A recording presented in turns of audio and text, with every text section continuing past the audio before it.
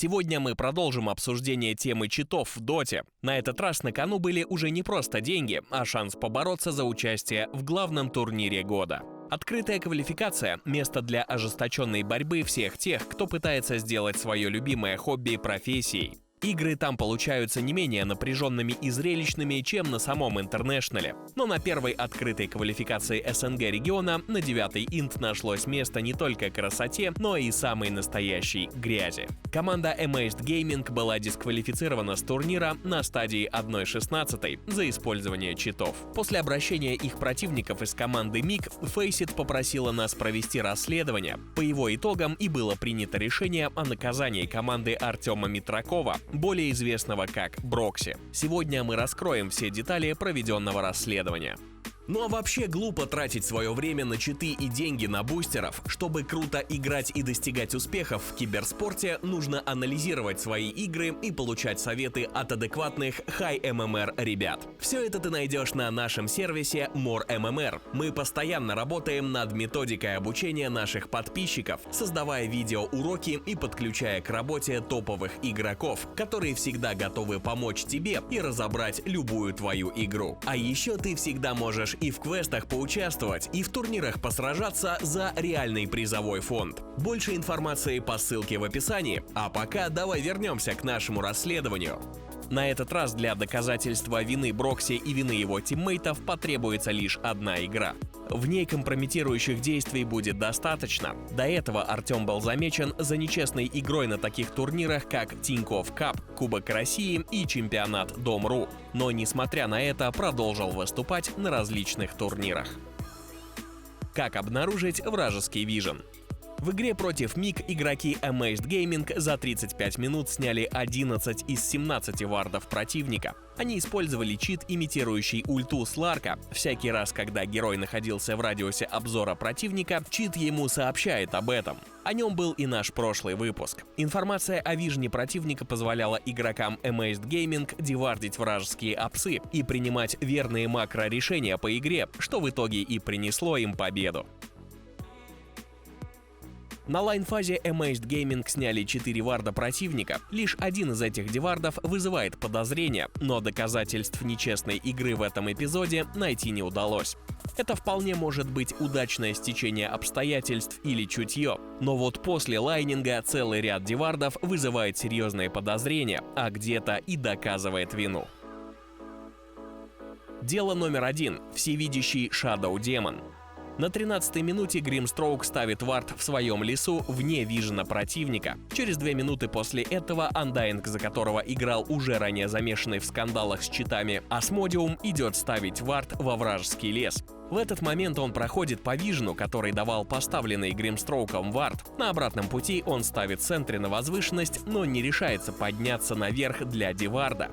Данное событие получает объяснение очень скоро, когда туда подходит его тиммейт Спайси, игравший на Shadow Демоне. Он проходит по краешку вижена варда и поднимается на хайграунд, где его вард уже не видит. Он проходит до маленького кэмпа и тут же пингует на хайграунд противника. Точное положение варда противника обнаружено, других вариантов быть не может, ведь враг в полном составе внизу убивает СК, а значит видеть Amazed Gaming там может только вард.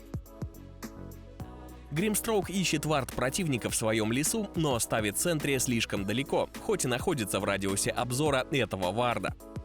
Если следить за виженом Amazed, то они видели, как Grimstroke сначала был с апсом, а потом уже без него. Но при этом ни один из игроков Radiant в это время не смотрел в данную точку.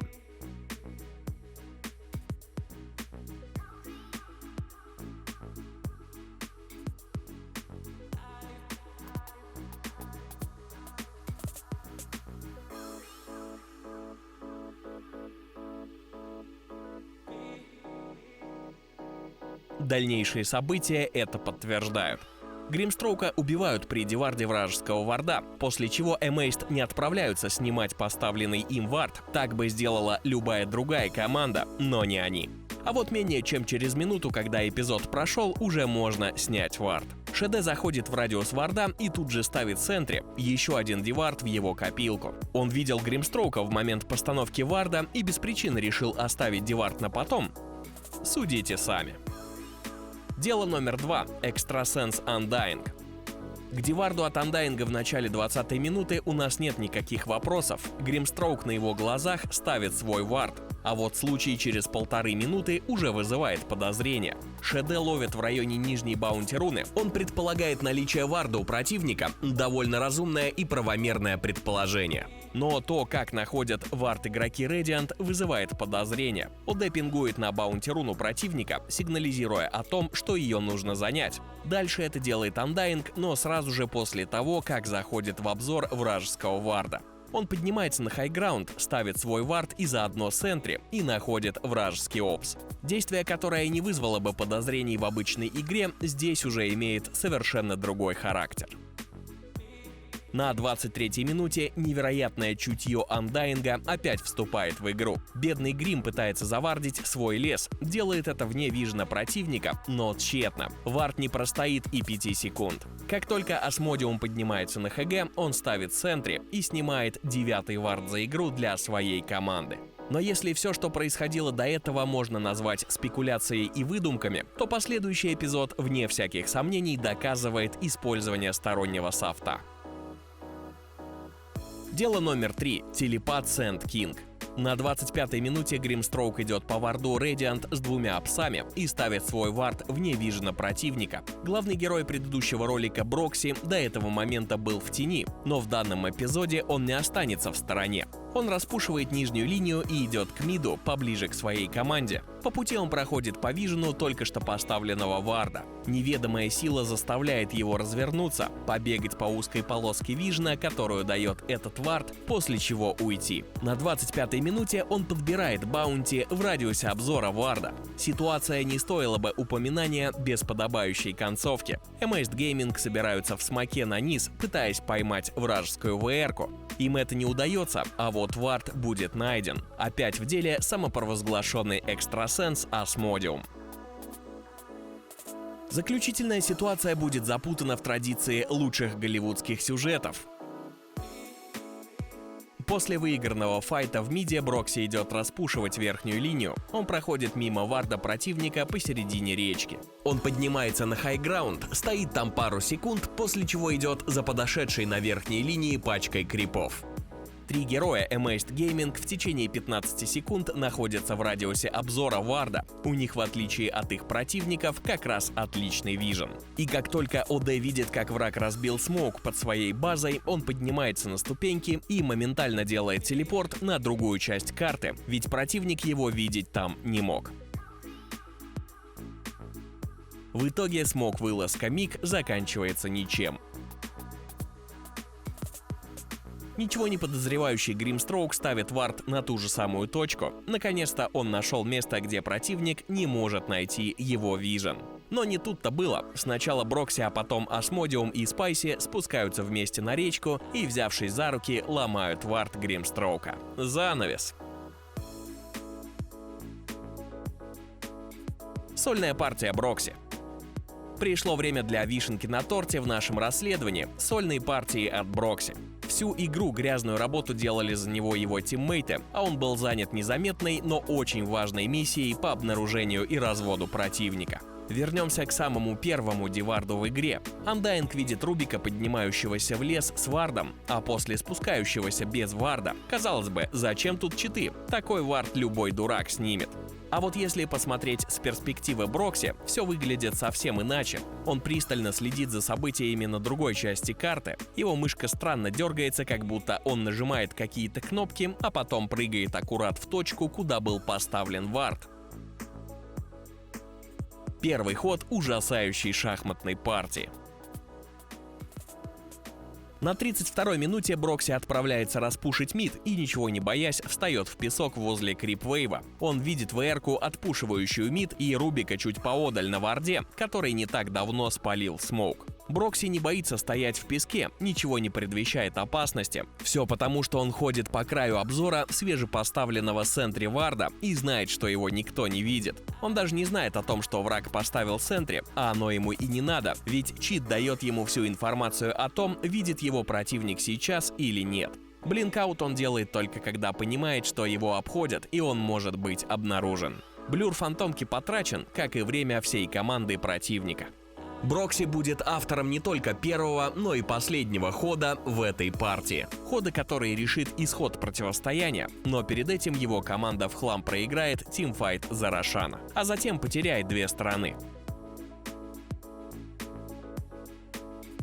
Проигрывая по Нетворсу и не видя противника на карте, Amazed Gaming выйдут с базы. Возглавлять их ряды будут два друга – Asmodium и Брокси. Брокси встанет ровно в вижен противника и проведет на его краешке 3 секунды, после чего произойдет решающий тимфайт данной игры. У Рубика не выдержали нервы, и он показался на глаза врагу. Amazed Gaming прекрасно знали о месте положения противника и напали на него, как только предоставилась такая возможность. У них ведь были байбеки, а у врага уже нет. Они убьют Миг в полном составе и завершат игру в ответном пуше. А дальше вы уже знаете, что произойдет. Миг всю игру мирились с отсутствием вижна, с маками, не находящими цели, и все равно смогли перевернуть ход игры, хоть в итоге и проиграли. Бобруха, выступающий за Миг, стримил игру на своем канале и после нее подал апелляцию, и, как выяснилось, не зря. Вот его комментарии по поводу игры против Amazed Gaming. То есть было опять двоякое. Вроде бы их можно обыграть, и, возможно, они даже могут сыграть честно. Но, с другой стороны, это очень важный турик для, наверное, любого дотера, который весь сезон играл. Это прям как итог. И почему бы им опять не использовать софт, если их не забанили на официальных турнирах Valve? Как бы держат это в голове, но пытаются не циклиться. А в итоге, когда в игре начали ломать весь наш Vision, уже ближе к той стадии игры, которая была важная, то есть там вожди могли реально решить исход игры. Прям просто все подряд ломали. Ну вот минуты-две стоял. Я как бы пытался в голове прикрутить, что они просто им везет, либо что-то такое, но в один момент, когда, просто, я вот сейчас прям дословно вспоминать, мы идем в смоке, и ребята просто исчезают вообще, их нигде не найти, их никак не взять. Мы играли в кошки-мышки эти, наверное, минут 20, то есть сколько мы бы не пытались что сделать, они просто исчезали. Если говорить постфактум, нас продвинули, и как бы мыслями мы снова еще не переключились с этой ситуации. То есть мы сыграли отвратительно, потому что просто, было какое-то удовлетворение с тем, что их дисквалифицировали, но как-то было перенастроиться на игру уже трудно. Вот. Запись игры со стороны команды вы можете найти у Бобрухи на канале. Приговор. Amazed Gaming получили преимущество в игре против Миг нечестными способами. Они оставляли соперника без вижена и принимали решения, основываясь на информации, которая была бы недоступна всем остальным игрокам в доту. И это не первый случай жульничества от Брокси и его тиммейтов. Игроки были обвинены в читерстве на турнирах Тинькофф Кап, Кубке России и чемпионате Dom.ru, на которых занимали призовые места и выигрывали немалые для дотеров такого уровня деньги. Доказательства других людей проходили впустую, и Брокси все сходило с рук, но теперь пришло время положить этому конец. Допускать такое жульничество и впредь все равно, что поддерживать его. Мы благодарим Faceit за доверие и со своей стороны также выступаем в пользу бана Брокси и всех игроков Amazed Gaming, принимавших участие в данном матче со всех ивентов Valve. И призываем всех организаторов турниров, узнавших об этом случае, не допускать их до участия в своих соревнованиях. Если этого не сделать, то такое обязательно повторится. В наших с вами силах создать прецедент, который очистит соревновательную доту от данного проявления мошенничества. В противном случае за ним последуют и другие. С вами были MoreMMR, и надеемся, что скоро мы с вами не увидимся, по крайней мере в ролике на тему читов. Благодарим команду Миг за проявленную бдительность и действия по сохранению чистоты соперничества.